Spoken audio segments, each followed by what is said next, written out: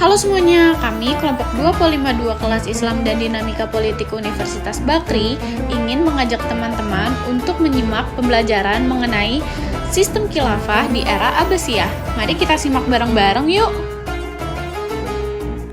Khilafah adalah kepemimpinan umum bagi seluruh umat Islam di dunia dengan tujuan untuk menegakkan hukum syariah Islam dan mengembangkan dakwah di seluruh pelosok dunia.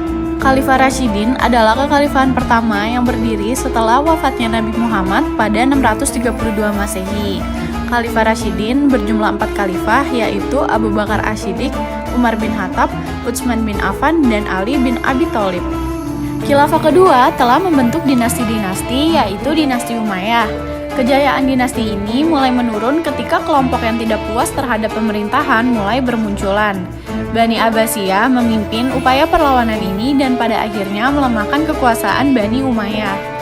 Khilafah ketiga adalah dinasti Abbasiyah yang dipimpin oleh Abbasiyah yang merupakan sebuah dinasti asal Mekah yang diturunkan dari Hashim yang merupakan seorang kakek buyut dari Muhammad.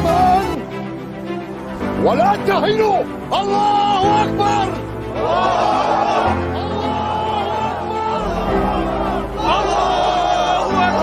فإما طريق إلى النصر وإما طريق إلى الجنة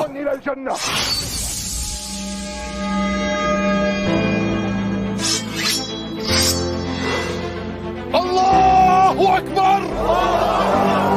Konsep khilafah dalam era Abbasiyah berkembang menjadi sistem politik yang berusaha menyatukan agama dan politik.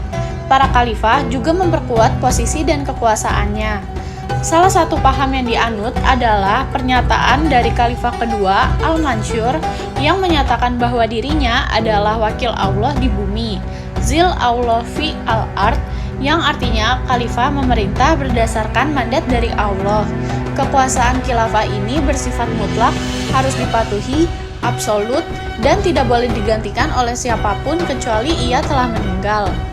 Kekuasaan ini sepenuhnya dipegang oleh khalifah yang mempertahankan keturunan Arab murni. Sepanjang pemerintahannya, Khalifah Abbasiyah mengalami kekuasaan yang naik turun yang diperparah semenjak periode kedua, ketiga, dan periode-periode selanjutnya. Pada periode pertama, para khalifah dibantu oleh wazir, menteri, gubernur, pegawai-pegawai yang banyak berasal dari golongan Mawali keturunan Persia. Pada masa pemerintahan Abu Ja'far Al-Mansur, ibu kotanya adalah Al-Hashimiyah dan dipindahkan ke Baghdad, yang dulunya dekat dengan ibu kota bekas Persia. Pada dinasti ini, orang non-Arab bisa masuk ke dalam pemerintahan yang berbeda dari dinasti sebelumnya. Pada periode kedua, banyak dipengaruhi oleh orang Turki yang mana tentara Turki diangkat untuk memegang kendali pemerintahan. Pada akhirnya, kekuasaan ini di tangan orang-orang Turki dan citra kekuasaan Khalifah Abbasiyah mulai pudar. Pada periode ketiga, kekuasaan dinasti Abbasiyah berada di bawah kekuasaan dinasti Buayyih. Lebih buruk kondisinya dari sebelumnya, dinasti Buayyih adalah penganut Syiah. Khalifah Abbasiyah dianggap semata-mata hanyalah pegawai yang diperintah, bekerja, dan juga diberi gaji. Pada periode ini banyak kerusuhan antara perbedaan aliran, pemberontakan tentara, dan juga banyak hal lainnya. Periode keempat, adanya kekuasaan dinasti Seljuk untuk melumpuhkan kekuasaan Buayyih. Keadaan pada periode ini cukup membaik karena dalam bidang agamanya juga sudah tidak dikuasai lagi oleh orang-orang Syiah. Namun pada periode ini masing-masing provinsi sudah memerdekakan dirinya sendiri. Sistem Abbasiyah bersifat dinasti dan tersentralisasi. Khalifah Abbasiyah mengklaim sebagai penerus sejati Nabi Muhammad berdasarkan garis keturunan yang lebih dekat karena mereka mengatur kepemimpinan mereka yang berbeda dengan kekhilafahan sebelumnya. Menjadikan pemerintahan yang bersifat material dan bersumber dari syariat Allah, kekhilafahan Abbasiyah terbagi menjadi beberapa periode, yaitu periode pengaruh Persia, Turki, dinasti Buayyih, Seljuk, dan Bizantium. Pada periode pengaruh Persia, birokrasi istana berubah pada saat posisi wazir yang sudah dilembagakan. Wazir adalah penasihat atau menteri. Pada periode ini terlihat bahwa para khalifah seperti berkuasa, namun sebenarnya yang menjalankan pemerintahan adalah orang-orang Persia dan Mawali. Pada periode pengaruh Turki, pemerintahan banyak dikendalikan oleh orang-orang Turki seperti ajaran Salaf dan aliran Mu'tazilah, dan mulai mengalami kemunduran. Pengaruh lainnya adalah pada pemerintahan Al-Mu'tasim yang memindahkan pusat pemerintahan dari Baghdad ke Samara. Orang-orang Turki seperti diberi kesempatan untuk masuk ke dalam pemerintahan dan berkuasa dalam dinasti tersebut. Pada periode ketiga, dinasti Abbasiyah semakin memburuk karena di bawah dinasti Buaihi. Paham Syiah mendominasi dinasti Abbasiyah. Namun, dominasi dinasti Buaihi berakhir pada saat Tughulbek memenjarakan Amirul Umara, komandan Turki yang sedang berkuasa pada saat itu. Pada pengaruh dinasti Seljuk, paham Syiah sudah tidak lagi mendominasi, dan paham Sunni menjadi mazhab resmi negara. Khalifah memegang kuasa keagamaan dan kekuasaan Abbasiyah berada di tangan dinasti Seljuk. Kekuasaan dinasti Seljuk dikalahkan oleh Khawarizm Shah dan kekuasaan politik Abbasiyah kembali bangkit.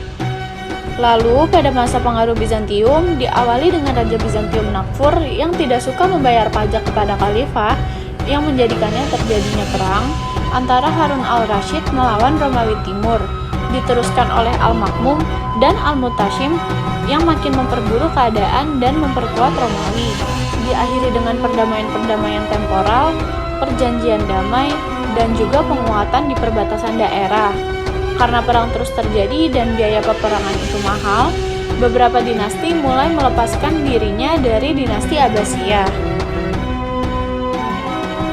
Pada era dinasti Abbasiyah dapat dikatakan sebagai masa kemasan Islam karena pada era ini melahirkan banyak pertumbuhan dan perkembangan pesat dalam bidang ilmu pengetahuan, sains, medis, agama, sistem pemerintahan, dan sebagainya.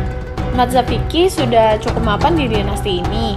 Terjadi kemajuan di bidang sastra bahasa dan seni musik yang melahirkan sastrawan dan budayawan terkenal seperti Abu Nawas, Abu Atahiyah, Al-Mutanabi, Abdullah bin Muqaffa, dan lain-lainnya. Salah satu karya yang masih dapat dinikmati adalah Kitab Kalilah, di mana cabang madrasah Nizamiyah didirikan di setiap kota, dan dari madrasah ini melahirkan banyak cendekiawan Islam dari berbagai disiplin ilmu. Contohnya adalah Al-Zamakhsyari, penulis tafsir dan teologi, Umar Khayyam dalam bidang perbintangan, dan Al-Ghazali dalam bidang ilmu tasawuf dan ilmu kalam.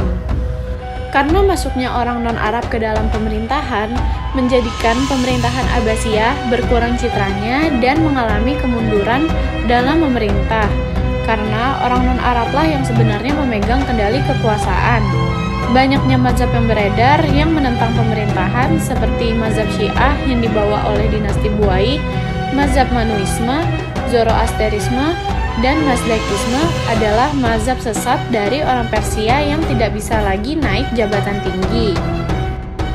Nah, jadi begitu guys. Gimana? Kalian jadi lebih tahu kan pastinya tentang sistem khilafah di era Abbasiyah?